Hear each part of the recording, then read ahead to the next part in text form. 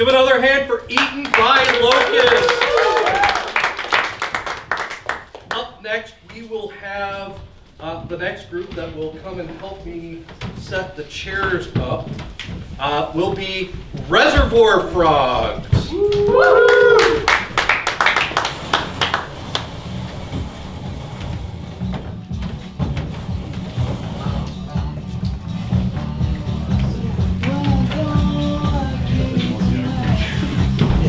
We are the Reservoir Frogs. We're here to tell you a tale of greed, lust, ambition, and abject failure. We will follow the tale of 3 characters who will speak to you from their hearts. We took from Amara 3 things: an object, which is obviously an unread book; a location, which is a big boat; and a relationship, which would be a support group for people with seasonal disaffective disorder. Reservoir Frogs.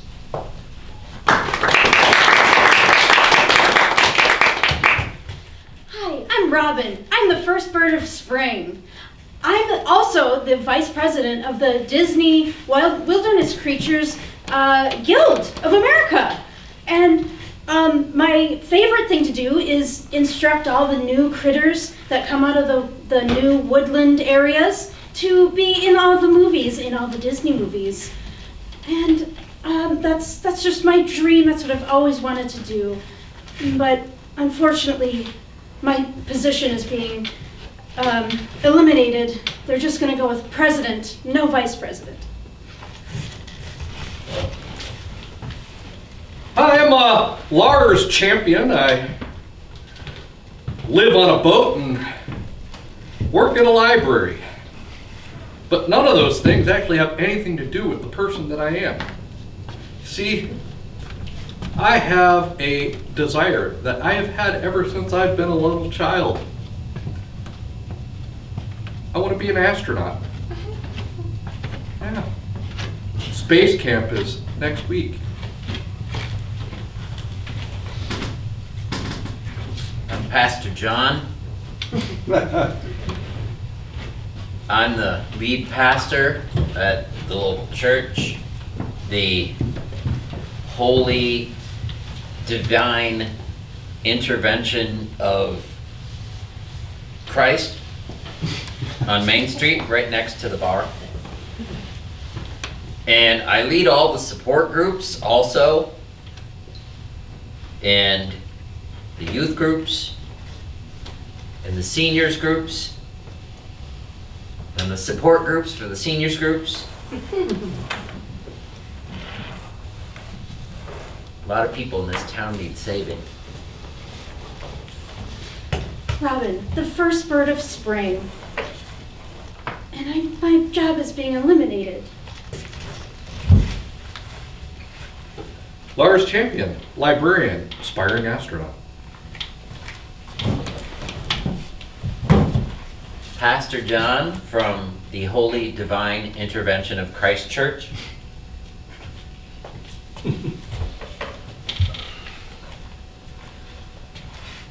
When I was a little child, I enjoyed just sneaking out at night after Mom and Dad had tucked me in and walking down the 4 flights of stairs from our 4th floor apartment building and just lying out in the parking lot. It was a little uncomfortable. There were some pebbles and glass shards, but I would just lay out in that parking lot and just look up at the stars.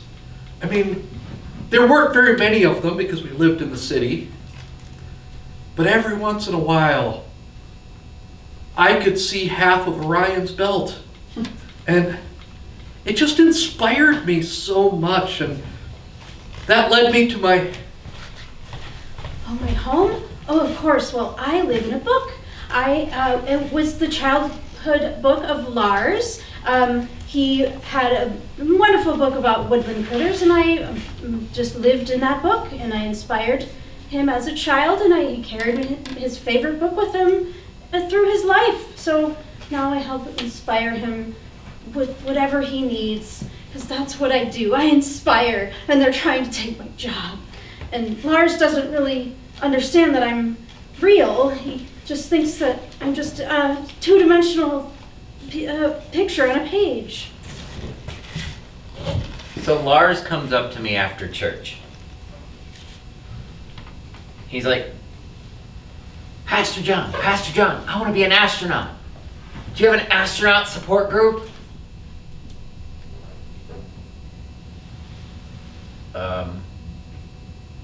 Not really something there's a support group for, is what I told him. He got kind of sad, and he walked away. And then I thought, maybe I could put him in charge of the STEM youth group. Because STEM is like astronaut stuff, right? Isn't it? Well, Lars was reading his favorite book for the 784th time of his life. He was thinking aloud and saying his dreams. Carry it everywhere I go, and I mean, the binding's cracked, and I think I'm missing page 17, but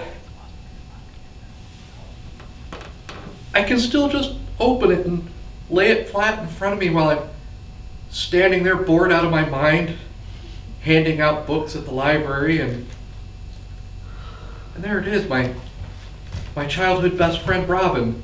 Lars, you can do anything you want, anything you put your mind to. And I believed Robin. I mean, I even turned the page and I would kind of create melodies from what was written on the page. And I mean, it's just kind of like, well, I'm whiling away the hours, sitting by the flowers, eating a little worm. Lars' parents had been concerned about his apparent schizophrenia and obsession with a book and inability to tell fiction from reality. They tried to seek treatment, but he was getting really good grades, so in the end, they were just kind of like, what can you do? Well, I know Lars wants to be an astronaut in this. I must make his dream come true as the vice president of the Disney Woodland Critters Guild of America. And so I talked to my rabbi and my reverend and all the other religious leaders that I could find that would listen to me.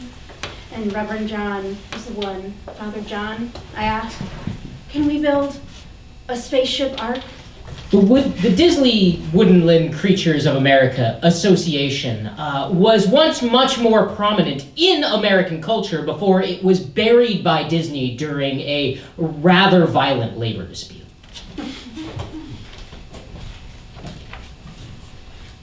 So I was weeding the parish garden, and a bird landed at my shoulder. It was a robin. And I heard it singing. But I heard words. It was a miracle. And the robin was telling me that the Lord told her to tell me. Just eat a worm. To eat a worm and to build an ark. In space. In space, a space ark. I mean, there were so many things that inspired me as a child. Yes, it was the book of the woodland creatures, but also the ship Yamamoto in that old Thursday morning cartoon in the 1980s. It was originally anime, but then it came to the United States. It was about this battleship. It looked like a United States battleship that like flew in space and it had a corkscrew gun at the front. And I don't really remember what it was about, but it was kind of like an arc. And I talked to Pastor John, and I was like, hey, you know, can I just get some support? And well, now I run a class full of aspiring astronauts, and I assigned each of them their own woodland creature. Pastor John heard me say Lars, and he thought he heard Lord. So who am I to argue that the Lord asked him to build a space ark? I'll go with that. He doesn't know Lars too well, I suppose. But he's going to start building the ark that Lars so desperately wants. So Lars came to me with a purchase order, and it was like 2 parts. It was like some stuff from Home Depot, and then the second purchase order was for Lockheed Martin to get like spacecraft parts. I figured I'd wait to order the gasoline and fertilizer until we actually had it ready to put in the rocket, because the government doesn't really look kindly on people buying, you know, megatons of rocket fuel. And Fortunately for us, the church doesn't get taxed, so they can buy all this stuff tax-free. So I, of course, asked, well, can you make a small astronaut suit for just a little woodland bird? Just so casually just joining along, please. And also dehydrated birdseed, please. The Disney Woodland Creatures of America has a very specific role they fulfill within the Disney media empire. However, it is a rather expansive empire, and oversight is not what it used to be. She has access to rocket fuel.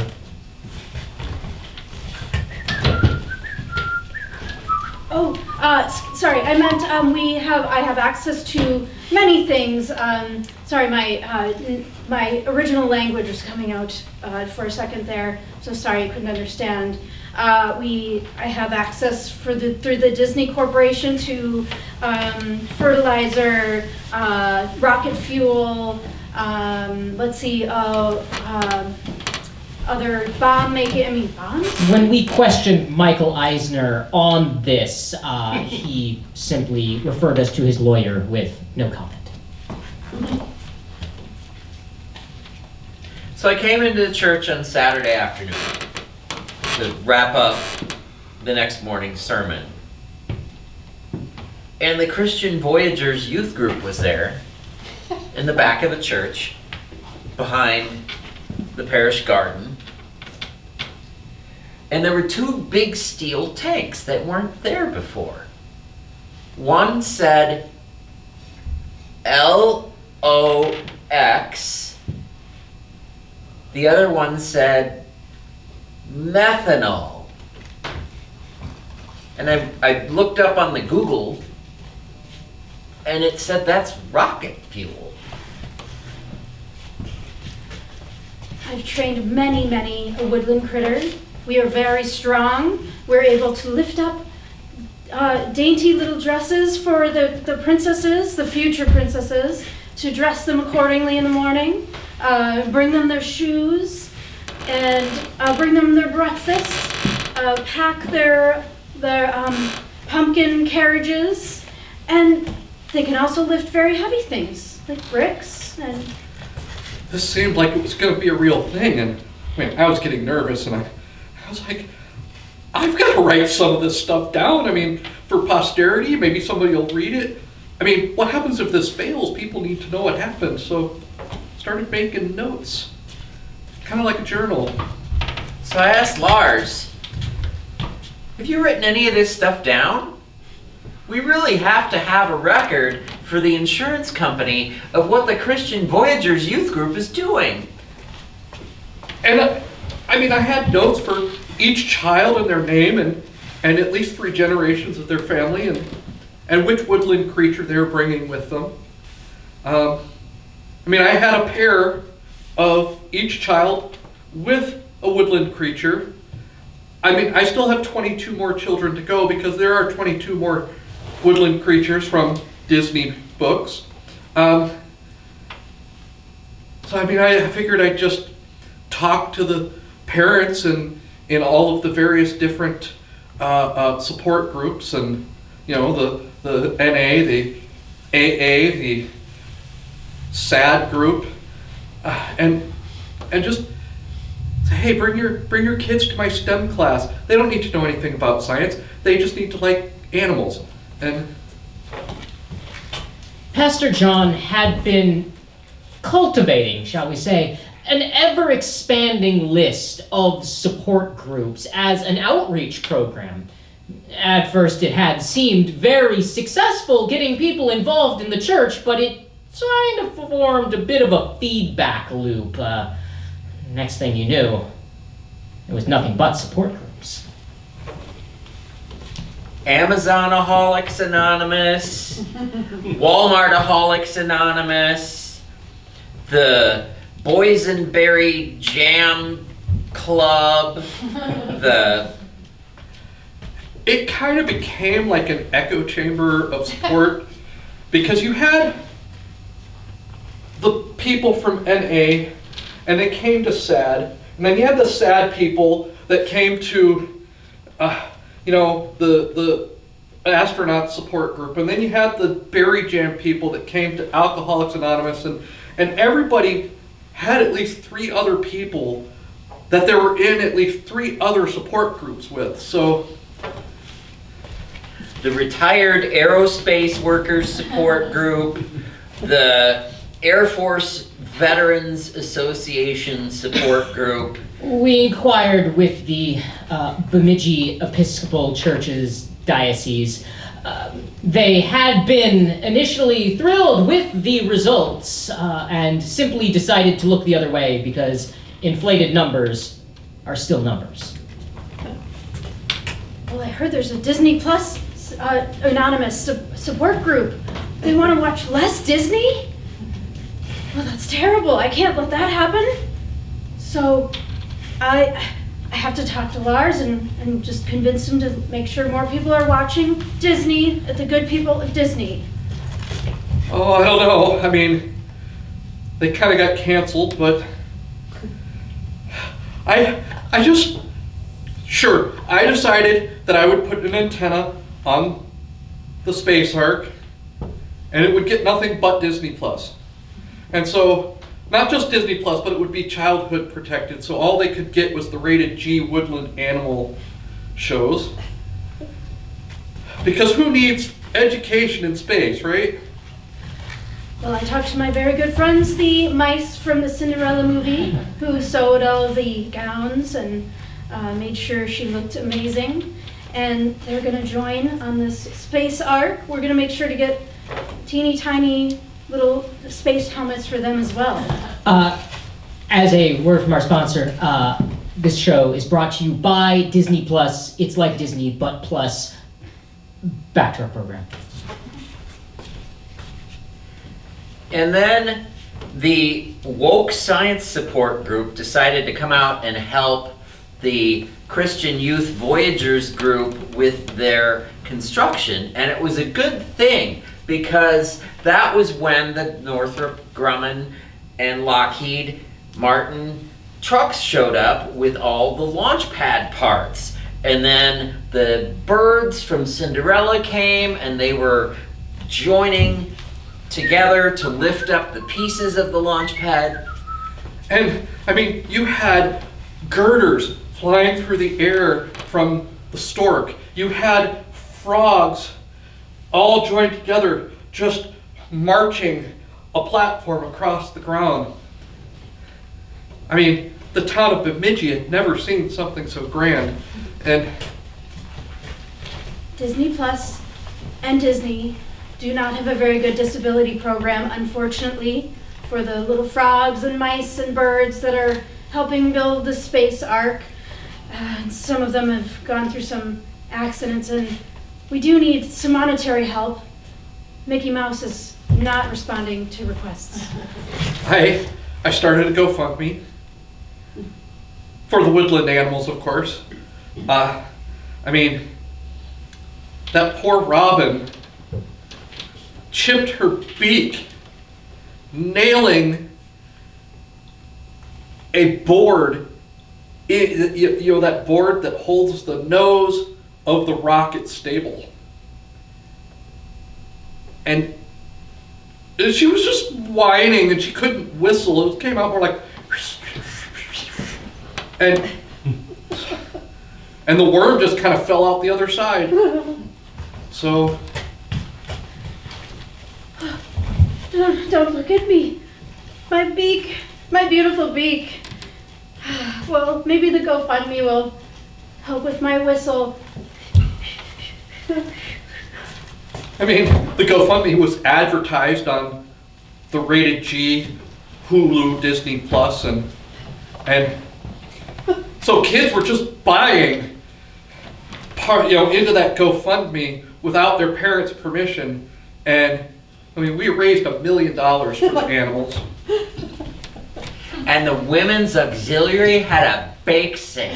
They were raising a lot of money selling pies for the GoFundMe. There was apple pies and rhubarb pies and pecan pies and pumpkin pies. We used the $475 that we got from the bake sale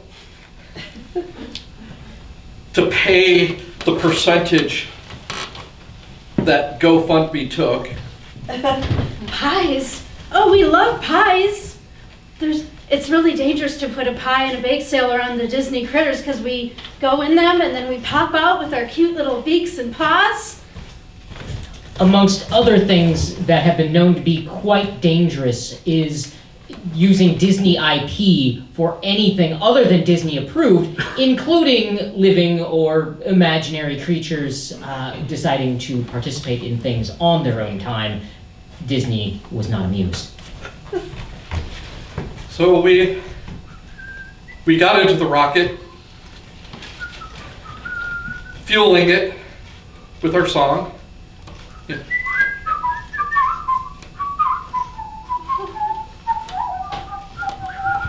And Pastor John lit the fuse. And the world rumbled. Or, well, Bemidji did.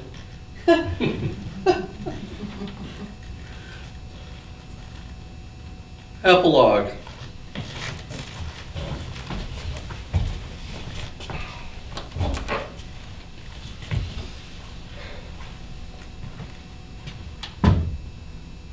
I became an astronaut that day.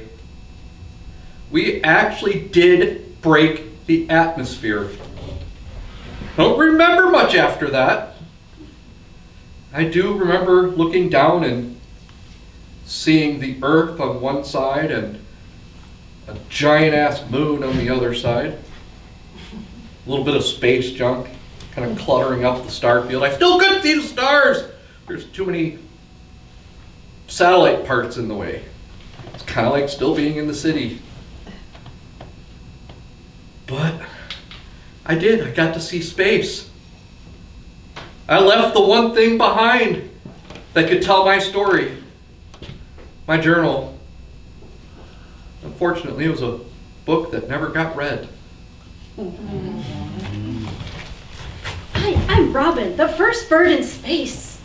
I got to space with all of my little woodland critters, and now we have to go to Mars and give them as much Disney as we can manage. Because we know there's lots of woodland critters on Mars. They're just somewhere under the surface, and we will find them.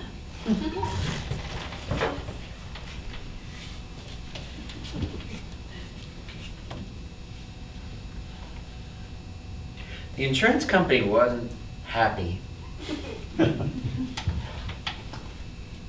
How was I to know that lighting a moon rocket with the Christian Voyagers Youth Club would scorch the entire landscaping of the church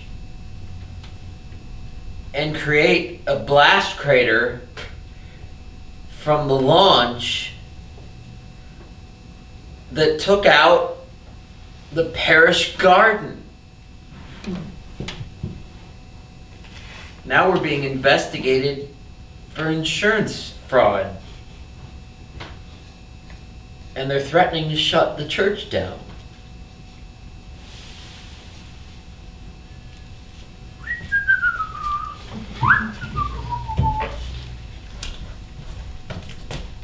The end. Thank you for joining us for Rockin' It Slowly, Rockin' It Softly. We have been the Reservoir Frogs. I'm Adam Knight. James Christian. Chuck Luke, Diana Christian. I just want to give a thanks one more time to Amara Falk, who gave us 3 lovely songs at the top of the show that inspired all of the improv you saw this evening. Another thank you to Not a Cult, Eaten by Locusts, and to all of you who came out on such a lovely Sunday evening. Still almost 60 degrees and sunny. It's not super usual this time of October, so thank you all for coming out. At this time of the night, what we usually do is we give a chance for people to plug anything that any shows that they're going to be in or anything like that. I know Reservoir Frogs and Eaten by Locusts will be back here again on November 20th. It's in my phone, which Thursday, November 20th. Yes, that is correct. Okay. November 20th. Same time, but 7 o'clock start of show, but on Thursday, November 20th. Is there anything, Amara, do you want to just give one more reminder for your... Yeah. So my artist name is Little Sailboat, so you guys can find that wherever you listen to music, Spotify and Apple. And actually, if you can follow me on YouTube, if I make 1,000 subscribers, I could actually be paid for my music. Let's do it. So I would love some followers on YouTube in particular. So, yeah. And anything from Eaten by Locusts, I know I saw something about Improvocation, but I don't know if that run is over. That run is over. You can catch us or for whatever you want to. All about us at eatenbylocust.com. Okay. And anything from Not a Cult or... Yeah, we're going to be performing at Bryant Lake Bowl on the 30th for Tough Thumping Thursdays, and then we are going to be in the next run of Improv Go. End of the year. So last week in November, and then the first 2 weeks of December. Excellent. Sunday nights. Yeah, Sunday nights. Yep. And that will be at Strike Theater, Yes. I believe. Yes. Okay, Tom? I will be with Jester's Comedy Improv on Friday. I think it's at New Hope Cinema Grill. But if you look up Jester's Comedy Improv online, you'll be able to get the exact details. This Friday, the 24th. Yeah, this Friday. Awesome. All right, so we got a lot of good improv and other types of shows coming up in the near future. Thank you again so much for coming out. And I forgot to mention at the top show, you probably have seen some of us performers up here dressed in costumes. And because it's not, I know what? No, this is how we dress every day, right? We did that because, it is the second week of October, so we figured we would dress up and celebrate Halloween 2 weeks early. So you're welcome for that. Anyway, thank you so much for coming. That's ends it for the evening. Have a great rest of your evening and have a great week. Thank you. Thank you.